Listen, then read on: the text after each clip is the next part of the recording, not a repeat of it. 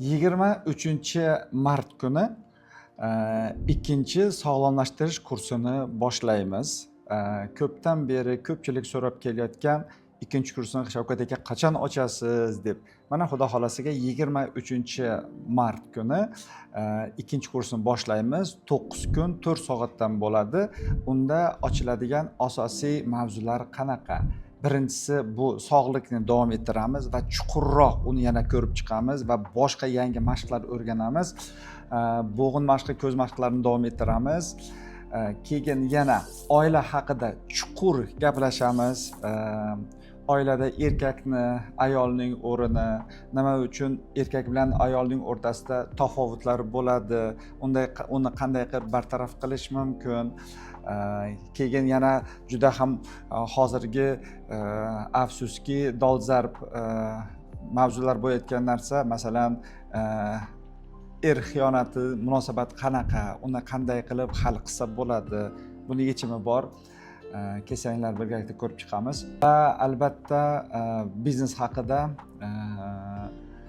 biznesdagi omad va qanday qilib odam o'zini qalbidagi kasbini, biznesini topishi mumkin va biznesdagi baraka, biznesdagi yo'nalish to'g'rimi, yo'qmi?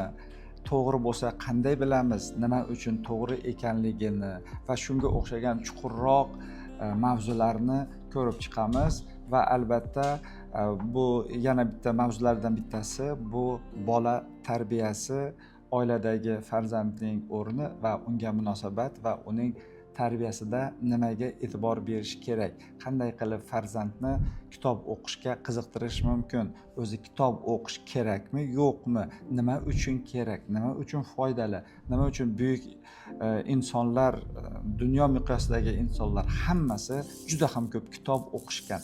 Nima uchun kitob o'qisa miyamiz boshqacha ishlaydi va o'zinglar bilasizlar, har bitta mavzuni albatta nima uchun deb eng tubiga kirib va aslini birgalikda tushunamiz, qidirib topamiz va undan kundalik hayotda foydalanamiz. Demak, 23-mart kuni soat 17:00 da ikkinchi sog'lomlashtirish kursi boshlanadi.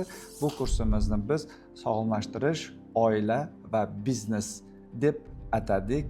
Bemalol kelib shu darsni o'tib o'zingizga foyda olishingiz mumkin. Va yana bitta aytib qo'ymoqchiman, bizni joyimiz